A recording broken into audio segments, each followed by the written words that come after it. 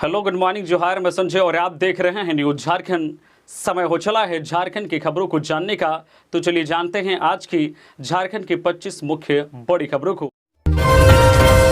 रांची समेत राज्य भर में आज भी अच्छी बारिश होने का पूर्वानुमान, जबकि इन जिलों में भारी बारिश के साथ वज्रपात की चेतावनी।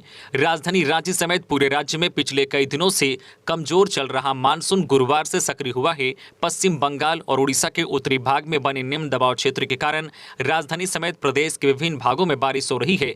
गुरुवार सुबह से ही झारखंड के ज्यादातर जिलों में रुक रुक कर बारिश लगातार हो रही है। इधर मौसम विभाग ने अगले 24 घंटे के दौरान भी पूरे राज्य में अच्छी बारिश होने का पूर्व अनुमान जताया है।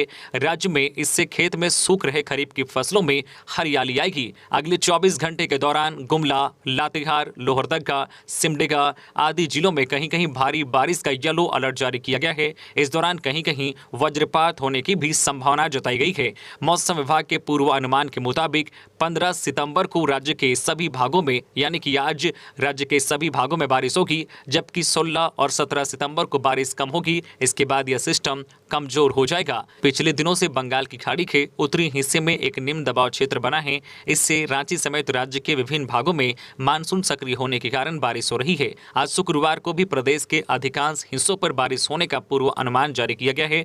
वही 16 और 17 जो है सितंबर को सिस्टम कमजोर होगा और राज्य के विभिन्न स्थानों पर हल्की बारिश होगी। हजारीबाग में पंचायत समिति सदस्य की हत्या पर विधायक अंबा ने कहा, बक्से नहीं जाएंगे हत्यारे। बड़कागांव प्रखंड गोंदलपुरा के पंचायत समिति सदस्य मोहन महतो की निर्मम हत्या कर दी गई है। मिली जानकारी के अनुसार प्रत्येक दिन की तरह बुधवार की देर शाम मोहन महतो मवेशियों को बांधने के लिए चरही रोड के किनारे पोल्ट्री फार्म गए थे, लेकिन फिर नहीं लौटे। रात 8 बजे फोन करने पर उनसे बात नहीं हो सकी। फोन नहीं उठाने पर उनकी पत्नी ने गांव वालों को इस बात की जानकारी दी। रात भर खोज होती रही, लेकिन मोहन का पता नहीं चला। गुरुवार सुबह ग्रामीणों ने जोराकाट के खेत में मोहन का शव देखा। सूचना पाते ही मोहन के परिजन सहित गांव वाले पहुंच गए। शव के पास 2 मोबाइल बरामद किया गया है। हत्या की जानकारी मिलने के बाद विधायक अंबा प्रसाद ने शोकाकुल परिवार से मुलाकात की एवं उनको ढाढ़स बंधाया। विधायक अंबा प्रसाद ने कहा कि दोषियों पर कड़ी कार्रवाई होगी। साथ ही विधायक ने हर संभव मदद का आश्वासन दिया है। 3 दिन ठप रहेगा कोयले का उत्पादन। रांची में श्रमिक यूनियनों ने किया हड़ताल का ऐलान। कोयला यूनियनों ने कोयला उद्योग में 5 से 7 अक्टूबर तक हड़ताल करने का ऐलान कर दिया है। झारखंड की राजधानी रांची में 5 श्रमिक संगठनों के प्रतिनिधियों की बैठक में यह फैसला लिया गया। 14 सितंबर को रांची के सीसीएल दरभंगा हाउस में कोयला उद्योग में काम करने वाले सभी फेडरेशन के प्रतिनिधियों की बैठक हुई। इसमें कोल इंडिया के ऑफिसर्स एसोसिएशन के सदस्य की ओर से 11वें वेतन समझौते के खिलाफ की गई कार्रवाई की वजह से कोयला उद्योग में जो उत्पन्न परिस्थितियों पर विचार करने के बाद हड़ताल करने का निर्णय लिया गया। पूर्व डीजीपी नीरज सिन्हा बने जेएसएससी झारखंड कर्मचारी चयन आयोग के अध्यक्ष। पूर्व डीजीपी नीरज सिन्हा झारखंड कर्मचारी चयन आयोग के अध्यक्ष बनाए गए हैं। इससे संबंधित आदेश सरकार द्वारा गुरुवार की शाम जारी कर दिया गया है। जारी आदेश में कहा गया है कि नीरज सिन्हा को झारखंड कर्मचारी चयन आयोग में अध्यक्ष के पद पर 27 सितंबर 2023 के प्रभाव से नियुक्त किया जाता है। नीरज सिन्हा पदभार करने की तिथि से अधिकतम 65 वर्ष की आयु पूरी करने तक आयोग के अध्यक्ष के पद पर कार्यरत रहेंगे। एम्स के वार्षिक समारोह में शिरकत करेंगे राज्यपाल सीपी राधाकृष्णन। तैयारियों में जुटा जिला प्रशासन। देवघर जिले में बने एम्स के 4 साल पूरे होने वाले हैं। 16 सितंबर को देवघर के देवीपुर स्थित एम्स का 4वां वार्षिक उत्सव मनाया जाएगा। इस मौके को यादगार बनाने के लिए एम्स प्रबंधन की तरफ से तैयारियां शुरू कर दी गई है। एम्स के 4वें वार्षिक उत्सव के लिए भव्य कार्यक्रम की तैयारी की जा रही है। इसके लिए झारखंड के राज्यपाल सीपी राधाकृष्णन को भी आमंत्रित किया गया है। बता दें कि देवघर में एम्स की स्थापना को 4 साल पूरे हो गए हैं। इसी के उपलक्ष्य में यह आयोजन किया जा रहा है, जिसमें राज्यपाल सीपी राधाकृष्णन मुख्य रूप से उपस्थित होंगे। ऐसे में राज्यपाल के प्रस्तावित देवघर आगमन को लेकर उनकी सुरक्षा से संबंधित तैयारियां भी अंतिम चरण में हैं। बताया जा रहा है कि वार्षिक समारोह के दौरान राज्यपाल एम्स परिसर में बने एक हॉस्टल की बिल्डिंग का उद्घाटन भी करेंगे। स्कूल के पास गिरी आकाशीय बिजली। स्मार्ट क्लास में पढ़ रही 7 छात्राएं हुई बेहोश। कई उपकरण जले। पलामू जिले के पिपरा प्रखंड के अस्त्रोन्नत उच्च विद्यालय भवन के समीप गुरुवार की दोपहर लगभग 2:20 पर आकाशीय बिजली गिरने से 7 छात्राएं बेहोश हो गई। वहीं कई इलेक्ट्रॉनिक उपकरण जल गए। इस संबंध में प्रधानाध्यापिका अनुपमा ज्योति ने बताया है कि दोपहर में अचानक तेज बारिश होने लगी। उस समय स्मार्ट क्लास में 10वीं की कई छात्राएं पढ़ रही थी। तभी विद्यालय भवन के पास वज्रपात हुआ, जिससे स्मार्ट क्लास में पढ़ रही जो है सिंपल कुमारी, लक्की कुमारी, सोनाली कुमारी, चांदनी कुमारी सहित 7 छात्राएं बेहोश हो गई। वहीं विद्यालय में अफरा तफरी मच गई। बेहोश हुई छात्राओं का प्राथमिक उपचार किया गया। लगभग आधे घंटे के बाद सभी को होश में लाया जा सका। उन सभी छात्राओं को उनके अभिभावकों के साथ घर भेज दिया गया। उन्होंने बताया कि वज्रपात के कारण मोटर पंप, पंखा, वायरिंग तार, कंप्यूटर, प्रोजेक्टर सहित कई उपकरण जल गए। उन्होंने बताया कि विद्यालय भवन पर त्वरित चालक लगाया गया था, जिसकी कुछ वर्ष पहले चोरी हो गई थी। अपनी जान दे देंगे लेकिन एचईसी को बंद नहीं होने देंगे, इंडिया गठबंधन ने गुरुवार को राजभवन के सामने एचईसी को बचाने को लेकर एक दिवसीय महाधरना दिया। इस दौरान इंडिया गठबंधन ने आर पार की लड़ाई लड़ने का ऐलान किया। एचईसी कर्मचारियों और इंडिया गठबंधन के सदस्यों ने अपनी जान दे देंगे लेकिन हम एचईसी को बंद नहीं होने देंगे और एचईसी बचाओ, मोदी को भगाओ का नारा लगाया। पूर्व केंद्रीय मंत्री सुबोधकांत सहाय ने कहा है कि एचईसी ने चंद्रयान से लेकर सूर्ययान मिशन में अपना महत्वपूर्ण योगदान दिया है, लेकिन केंद्र की भाजपा सरकार ने एचईसी को बचाने के लिए कोई पहल नहीं की है। एचईसी के कर्मचारियों को 18 महीने से सैलरी नहीं मिल रही है। दूसरी तरफ एचईसी जमीन को सरकारी जमीन समझकर कॉलोनी बनाया जा रहा है। सुबोधकांत ने कहा है कि एचईसी को बचाने के लिए हम नीतिगत लड़ाई लड़ेंगे। एचईसी की जमीन और फैक्ट्री को बचाने के लिए हम अपनी जान भी दे देंगे, लेकिन इसे बंद नहीं होने देंगे। कार्यक्रम में झारखंड मुक्ति मोर्चा के जिला अध्यक्ष मुश्ताक आलम, युवा राजद के अध्यक्ष रंजन यादव, महिला नेत्री अनीता यादव, भाकपा नेता अजय सिंह, कांग्रेस नेता अजय नाथ शाहदेव के साथ मजदूर यूनियन के नेता भुवन सिंह सहित सैकड़ों कर्मचारी मौजूद रहे। मधुबन के जंगल से बरामद वाटर टैंक से मिले 2 देसी कट्टे, अभियान जारी। गिरिडीह के मधुबन थाना इलाके के सिंहपुर गांव की जयनगर जंगल में जमीन के भीतर से बरामद टैंकर में दूसरे दिन गुरुवार को पुलिस और सीआरपीएफ को एक बार फिर सफलता मिली है। पुलिस सूत्रों की माने तो टैंकर से भारत निर्मित 2 पिस्तौल के साथ रस्टेड पुल, एक तवा और ब्लैक रंग का 50 मीटर कपड़ा भी बरामद किया गया है। वैसे टैंकर से बरामद सामानों को लेकर दूसरे दिन भी कोई पदाधिकारी कुछ बताने को तैयार नहीं हुए, लेकिन सर्च ऑपरेशन टीम में शामिल सीआरपीएफ और पुलिस जवानों की माने तो दोनों कट्टा को टीम में शामिल पुलिस और सीआरपीएफ ने तलाशी के क्रम में जमीन के भीतर से बरामद वाटर टैंक से बरामद किया गया है। इधर पुलिस सूत्रों की माने तो लगातार इलाके में चल रहे सर्च ऑपरेशन के कारण माओवादियों के सेफ जोन में अब खुद के साथ साथ अपने असलहे को भी सुरक्षित रखना मुश्किल हो रहा है, क्योंकि सर्च ऑपरेशन कमोवेश पूरे पीरटाड़, मधुबन और डुमरी के इलाके में जारी है। इसी का परिणाम है कि 15 दिनों के भीतर पुलिस और सीआरपीएफ को गिरिडीह में माओवादियों के इसी सेफ जोन से दूसरी बार असलहा बरामद हुआ है, जिसकी जांच में पुलिस जुटी हुई है और आज शुक्रवार को संभवतः पूरे मामले का खुलासा कर सकती है। राज्य स्तरीय प्रखंड स्वास्थ्य मेले के शुभारंभ पर बोले स्वास्थ्य मंत्री बन्ना गुप्ता, 2.79 करोड़ लोगों को दिया जाना है आयुष्मान कार्ड। राज्य स्तरीय प्रखंड स्वास्थ्य मेले का शुभारंभ पूर्वी सिंहभूम जिले से हुआ। शुभारंभ स्वास्थ्य मंत्री बन्ना गुप्ता के द्वारा किया गया। मंत्री ने अपने संबोधन में कहा कि समाज के अंतिम पायदान पर रहने वाले व्यक्तियों तक स्वास्थ्य की सुविधा सरलता एवं सुगमता के साथ मुहैया कराने का झारखंड सरकार प्रयासरत है। झारखंड स्तरीय स्वास्थ्य मेले का आयोजन उसी महत्वाकांक्षी पहल का एक माध्यम है। कहा कि 14 सितंबर से 18 सितंबर 2023 तक प्रखंडों में स्वास्थ्य मेला आयोजित किया जा रहा है। सभी प्रखंडों में आयोजित प्रखंड स्तरीय स्वास्थ्य मेले के दौरान सभी प्रकार के गैर संचारी एवं संचारी रोगों का जांच एवं उचित इलाज किया जाना है। कहा कि झारखंड सरकार के द्वारा आयुष्मान कार्ड योजना को व्यापक स्तर पर लाभुकों तक पहुंचाने का कार्य किया जा रहा है। बताया कि आयुष्मान कार्ड योजना को 2 करोड़ 79 लाख लोगों तक पहुंचाने का लक्ष्य है। अभी तक 1 करोड़ 22 लाख लोगों को आयुष्मान कार्ड दिया गया है।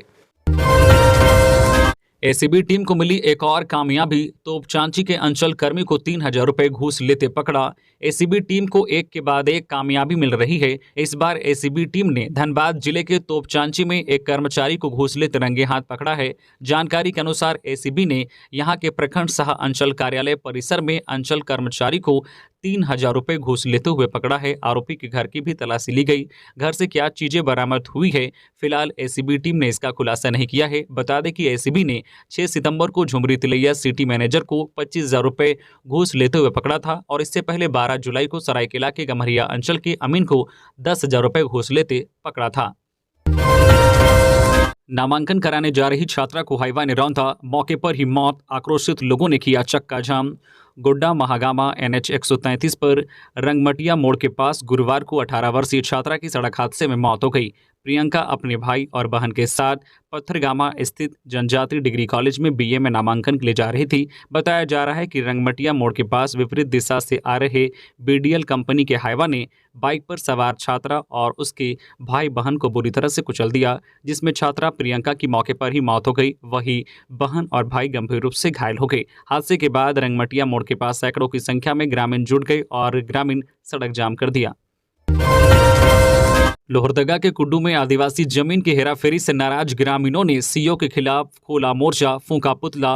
लोहरदगा जिला अंतर्गत कुड्डू सीओ प्रवीण कुमार सिंह के खिलाफ आदिवासी समाज ने मोर्चा खोल दिया है। गुरुवार को आदिवासी छात्र संघ, राजी पढ़ा सरना प्रार्थना सभा तथा अन्य आदिवासी संगठनों की ओर से आक्रोश मार्च निकाला गया। इस दौरान ब्लॉक मोड़ के पास सीओ का पुतला दहन किया गया। वहीं अंचल कार्यालय परिसर में सभा करते हुए सीओ पर जमकर निशाना साधा गया। इसके बाद DC के नाम BDO को ज्ञापन सौंपा। इस मांग पत्र में सीओ को कुड्डू से हटाने व आदिवासी जमीन को गलत तरीके से किए गए हेराफेरी की जांच शामिल है।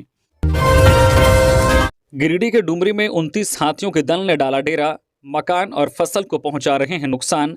जंगली हाथियों का दल अब बगोदर के साथ गिरिडीह के डुमरी में भी तांडव करना शुरू कर दिया है, क्योंकि बुधवार की देर रात करीब 12 बजे 29 हाथियों का दल कुलगो के असनबोनी गांव में घुस गया और एक झोपड़ीनुमा घर को तोड़ने के बाद ग्रामीणों के खेत में लगे धान और मकई और मूंगफली के फसल को नष्ट कर दिया। इस दौरान हाथियों के दल से एक दंपति ने भागकर जान बचाई। हाथियों के दल से जान बचाकर भागने वाले समर महतो की माने तो करीब 1:45 बजे हाथियों के दल ने पहले दोनों दंपति पति पत्नी पर धावा बोल दिया। सोमर और उसकी पत्नी दूर भागकर अपनी जान बचाई। इसके बाद जंगली हाथियों का दल उनके बाड़ी में घुसा और सब्जियों के साथ मकई और मूंगफली के फसल को पांव से रौंद दिया। वहीं गुरुवार की सुबह सूचना मिलने के बाद कुलगो के मुखिया प्रतिनिधि जयकांत महतो असनबोनी गांव पहुंचे और ग्रामीणों से पूरी घटना की जानकारी ली। इस दौरान घटना की जानकारी जयकांत महतो ने डुमरी वन विभाग के रेंजर को भी दिया, तो रेंजर कार्यालय के कर्मी भी गांव पहुंचकर घटना की जानकारी ली। फिलहाल हाथियों का झुंड अब भी असनबोनी गांव के जंगल में जमा है। 39 करोड़ की लागत से होगा गिरिडीह से पचंबा तक 5 किलोमीटर सड़क चौड़ीकरण का कार्य। गिरिडीह पचंबा रोड को लेकर राज्य की हेमंत सरकार ने गंभीरता दिखाई है। सदर विधायक सुदिव्य कुमार सोनू की पहल के बाद हेमंत सरकार ने शहर के नेताजी चौक से लेकर पचंबा रोड के चौड़ीकरण के लिए 39 करोड़ की राशि की स्वीकृति भी दे दी है। इसकी पुष्टि सदर विधायक सोनू ने की है और बताया है कि 39 करोड़ की लागत से नेताजी चौक से लेकर पचंबा तक की सड़क 4 लेन में तब्दील होगी। बीच सड़क से दोनों और 50-50 फीट सड़क चौड़ीकरण किया जाएगा। डिवाइडर के निर्माण के साथ डिवाइडर पर ही इलेक्ट्रिक पोल भी लगाए जाने हैं। ड्रेनेज का निर्माण भी किया जाना है। 39 करोड़ की इस योजना को प्रशासनिक स्वीकृति मिल चुकी है। अब जल्द ही टेंडर करा लिया जाएगा। इसके लिए पथ प्रमंडल के कार्यपालक अभियंता प्रेम प्रकाश सिंह को भी निर्देश दिया गया है कि टेंडर की प्रक्रिया को पूरा करा कर निर्माण कार्य शुरू कराए जाएं। बताते चले कि गिरिडीह जमुआ रोड के पचंबा गिरिडीह रोड काफी व्यस्त है। हर प्रकार के सवारी वाहनों समेत माल वाहनों का आवागमन भी इसी रूट से होता है। आज 15 सितंबर को रांची आ रहे हैं जेपी नड्डा। क्या रहेगा शेड्यूल? आज 15 सितंबर को भाजपा राष्ट्रीय अध्यक्ष जेपी नड्डा रांची आएंगे। इसके बाद वो छत्तीसगढ़ के लिए रवाना हो जाएंगे। जेपी नड्डा छत्तीसगढ़ जाने के क्रम में रांची आ रहे हैं। एयरपोर्ट पर जेपी नड्डा का प्रदेश बीजेपी के वरिष्ठ नेताओं के साथ बातचीत करेंगे। हालांकि जेपी नड्डा के आने की मूल वजह नहीं बताई गई है, लेकिन छत्तीसगढ़ जाने के क्रम में वह रांची में रुकेंगे और भाजपा नेताओं से मुलाकात करेंगे। बता दें कि इससे पहले जेपी नड्डा 22 जून को झारखंड के दौरे पर आए थे। जून में गिरिडीह में जेपी नड्डा ने बड़ी रैली की थी और मिशन 2024 के लिए भाजपा को मजबूत करने का टास्क भी दिया था। बता दें कि छत्तीसगढ़ विधानसभा चुनाव को देखते हुए राज्य में बीजेपी की परिवर्तन यात्रा के दूसरे चरण का शुभारंभ पार्टी के राष्ट्रीय अध्यक्ष जसपुर से करेंगे। इसके लिए जेपी नड्डा 15 सितंबर को पुणे से रांची एयरपोर्ट पहुंचेंगे। इसके बाद यहां से जसपुर के लिए रवाना होंगे। जसपुर पहुंचने के बाद विभिन्न कार्यक्रमों में भाग लेंगे। धनबाद के धैया में बिजली तार की चपेट में आने से 6 वर्षीय बच्चे की मौत। धनबाद के सदर थाना क्षेत्र में स्थित धैया के सिल जो है एनक्लेव अपार्टमेंट के सामने गुरुवार को बिजली के खंभे से लटक रहे तार के संपर्क में आने से 6 वर्षीय मासूम बच्चे की मौत हो गई। बच्चे को तार से चिपका हुआ देख आसपास के लोगों ने इसकी सूचना पुलिस को दी गई। धैया जो है मिडिल स्कूल के समीप बिजली खंभे के संपर्क में आने से गुरुवार की दोपहर एक मासूम की दर्दनाक मौत हो गई। बताया जाता है कि धैया मिडिल स्कूल के समीप एक अपार्टमेंट के सामने बिजली खंभे में बिजली का एक तार है जिस पर किसी प्रकार का इंसुलेशन नहीं है। उसी तार के संपर्क में आने से 7 वर्षीय मासूम की मौत हो गई। पलामू के इस कॉलेज में नहीं थी बिजली, स्टूडेंट्स ने मोबाइल की रोशनी में लिखी परीक्षा। डाल्टनगंज के GLA कॉलेज में गुरुवार को छात्रों को जूलॉजी की प्रैक्टिकल परीक्षा मोबाइल की रोशनी में देनी पड़ी। इसका विरोध हो रहा है। मिली खबर के मुताबिक परीक्षा हॉल में बिजली का कोई इंतजाम नहीं था और परीक्षा के दौरान मौसम बदलने लगा। घने बादल की वजह से कॉलेज कैंपस में अंधेरा छा गया। इससे छात्रों को परीक्षा लिखने में मुश्किल होने लगी। कोई और विकल्प ना देख छात्रों ने मोबाइल की रोशनी में परीक्षा लिखी। छात्र संगठनों को इसकी जानकारी मिली तो उन्होंने कॉलेज के प्रिंसिपल से बात की। इसके बाद कॉलेज में बिजली की व्यवस्था हुई। हालांकि कॉलेज के प्रिंसिपल ने बिगड़ते माहौल को यह कहकर संभालने का प्रयास किया कि उन्हें बिजली नहीं होने की जानकारी नहीं थी। दूसरी ओर YJK स्टूडेंट फेडरेशन के पदाधिकारियों ने महाविद्यालय प्रशासन से कॉलेज की मूलभूत सुविधाओं को दुरुस्त करने की मांग की जिससे विद्यार्थियों को कोई परेशानी न हो। काहे कि त्वरित कार्रवाई नहीं होने पर छात्र संगठन आंदोलन के लिए बाध्य होंगे। हर दिन बढ़ रहे हैं डेंगू के मरीजों की संख्या। अस्पतालों में 30 बेड रिजर्व रखने के आदेश। राजधानी रांची सहित पूरे राज्य में डेंगू और चिकनगुनिया अपना कहर ढा रहा है। पूरे राज्य में पिछले 24 घंटे तक 900 से अधिक डेंगू के मरीज सामने आ चुके हैं। स्वास्थ्य विभाग बढ़ते मामले को लेकर अलर्ट मोड में है। स्वास्थ्य विभाग की ओर से सभी जिले के उपायुक्तों को निर्देश भेजा गया है। इस निर्देश में साफ कहा गया है कि अपने अपने जिले के निजी और सरकारी अस्पतालों में 20 से 30 बेड हर हाल में डेंगू पेशेंट के लिए सुरक्षित रखें। किसी भी हाल में मरीजों को इलाज के लिए भटकना ना पड़े। स्वास्थ्य विभाग के अपर सचिव अरुण कुमार सिंह ने कहा है कि जिले के उपायुक्त मच्छर जनित बीमारी को लेकर तमाम आवश्यक काम करें। भेजे गए निर्देश में फीवर सर्वे करने की बात कही गई है। जिलों को कहा गया है कि जिस क्षेत्र में मच्छर जनित रोगियों की सूचना मिलती है उन इलाकों में निगरानी टीम भेजें। दुमका जिले के कई थानेदारों का हुआ तबादला। संथाल परगना रेंज के DIG कार्यालय की ओर से दुमका जिले के कई थानेदारों के तबादले की लिस्ट जारी की गई है। नए स्थान पर पदस्थापित होने वाले पुलिस अधिकारियों को अविलंब सेवा देने के लिए कहा गया है। जारी लिस्ट के अनुसार इन पुलिस अधिकारियों का तबादला किया गया है। मनोज करमाली सिकारीपाड़ा थाना से गोपी कांदर थाना भेजे गए हैं। वहीं जितेंद्र साहू जामा थाना से हंसडीहा थाना भेजे गए हैं। आनंद कुमार साहा सरैयाहाट से तालझारी थाना, नित्यानंद भोक्ता जरमुंडी से काठीकुंड थाना भेजे गए हैं।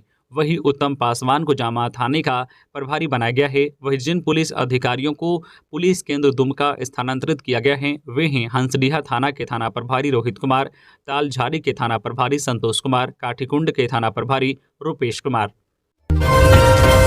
पूर्वी सिंहभूम में डेंगू के 6 नए मरीज मिले, आंकड़ा पहुंचा 659। पूर्वी सिंहभूम जिले में डेंगू मरीजों के मिलना निरंतर जारी है। गुरुवार को 6 नए मरीज मिले। इसमें टेलको और बिष्टुपुर के 2-2 और कदमा सोनारी के 1-1 मरीज शामिल हैं। 5 मरीजों का इलाज टाटा मेन अस्पताल और 1 मरीज का टाटा मोटर्स अस्पताल में चल रहा है। जिले में अब तक कुल 5084 सैंपल की जाँच में 659 लोग डेंगू पॉजिटिव पाए जा चुके हैं। वर्तमान में 315 लोगों का इलाज शहर के विभिन्न अस्पतालों में चल रहा है। इसमें 9 मरीज ICU में, 306 नॉर्मल वार्ड में भर्ती हैं, जबकि गुरुवार को 95 लोगों को हॉस्पिटल से डिस्चार्ज किया गया है। चतरा सदर अस्पताल में पोस्टमार्टम करने से किया इनकार। कर्मी को 6 महीने से नहीं मिला है वेतन। सदर अस्पताल चतरा में आउटसोर्सिंग से बहाल पोस्टमार्टम मैन सुखदेव राम आज दाने दाने को मोहताज है। स्थिति ऐसी हो गई है कि उसके समक्ष 2 वक्त की रोटी का जुगाड़ करना भी मुश्किल हो गया है। परंतु इससे ना तो सिविल सर्जन को कोई लेना देना है और ना ही उपाध्यक्ष महोदय को, क्योंकि उन्हें तो अपना वेतन मिल ही रहा है। बताते चले कि सुखदेव राम को 6 माह से मानदेय की 1 फूटी कौड़ी भी नसीब नहीं हुई है। मानदेय की समस्या से जूझ रहे सुखदेव राम ने गुरुवार को पोस्टमार्टम करने से इनकार कर दिया। बहुत समझाने बुझाने के बाद वह गुरुवार भर पोस्टमार्टम करने के लिए तैयार तो हुआ, परंतु शुक्रवार से पोस्टमार्टम नहीं करने की बात कही है। सुखदेव ने बताया है कि सड़ा गला हुआ बॉडी का पोस्टमार्टम करते हैं, परंतु अधिकारियों को हमारे स्थिति से कोई लेना देना नहीं है। अब देखना है कि सुखदेव को मानदेय मिलता है या फिर पोस्टमार्टम का कार्य आज से ठप हो जाता है। हालांकि उपायुक्त महोदय ने इस मामले को गंभीरता से लिया है। हाथी के नए कॉरिडोर का हो रहा सर्वे। PTR में 3 नए कॉरिडोर चिन्हित। देश भर में हाथियों के नए कॉरिडोर को चिन्हित करने के लिए सर्वे का काम शुरू किया गया है। हाथियों की गतिविधियों को देखते हुए नए कॉरिडोर को चिन्हित किया जा रहा है। झारखंड में भी हाथियों के कॉरिडोर को चिन्हित करने का कार्य शुरू हुआ है। झारखंड के पलामू टाइगर रिजर्व, चाईबासा, जमशेदपुर समेत कई इलाकों में सर्वे शुरू हुआ है। पलामू टाइगर रिजर्व में हाथियों के 3 नए कॉरिडोर को चिन्हित किया गया है, जिसमें पीटीआर का बेतला, बारेसाड़, गारू का इलाका है, दूसरा छत्तीसगढ़ के पीटीआर का इलाका और तीसरा पीटीआर के बाहरी हिस्से को नए कॉरिडोर के रूप में चिन्हित किया गया है। एक रिपोर्ट के अनुसार 2017 तक देश भर में हाथियों की संख्या 30,000 थी और 150 से अधिक हाथियों का कॉरिडोर था। झारखंड में 17 से 18 कॉरिडोर मौजूद हैं। 17 सितंबर को रांची में लॉन्च होगी पीएम विश्वकर्मा योजना। पीएम विश्वकर्मा योजना की लॉन्चिंग को लेकर रांची में भी तैयारी शुरू कर दी गई है। 17 सितंबर को पूरे देश में 70 स्थानों पर यह योजना की लॉन्च की जाएगी।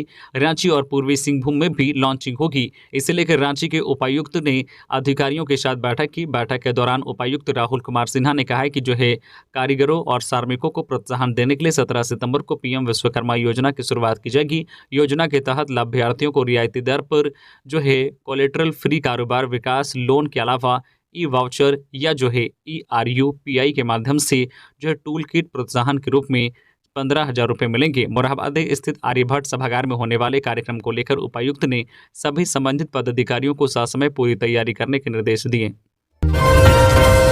जेपीएससी सिविल सेवा परीक्षा हाईकोर्ट ने पहले और दूसरे बैच में हुई गड़बड़ी मामले में राज्य सरकार से तलब की स्टेटस रिपोर्ट। जेपीएससी सिविल सेवा परीक्षा के मामले और दूसरे बैच की सीबीआई जांच कराने वाली बुद्धदेव उरांव की याचिका एवं राज्य सरकार की अपील पर हाईकोर्ट रांची में गुरुवार को सुनवाई हुई। इस बाबत अदालत ने राज्य सरकार से पूछा है कि सीबीआई ने आरोपियों पर अभियोजन चलाने के लिए स्वीकृति मांगी थी, इस दिशा में क्या प्रगति हुई। मामले में अदालत ने राज्य सरकार को शपथ पत्र दाखिल करने का आदेश दिया है।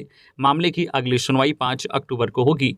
गुरुवार की बहस में जेपीएससी की ओर से एडवोकेट संजय पिपरवार और राकेश रंजन दलील पेश कर रहे थे। मामले की सुनवाई एडवोकेट के चीफ जस्टिस संजय कुमार मिश्रा की अध्यक्षता वाली खंडपीठ में हुई। दूसरी ओर अदालत के आदेश के बाद सीबीआई की ओर से स्टेटस रिपोर्ट दाखिल की गई है।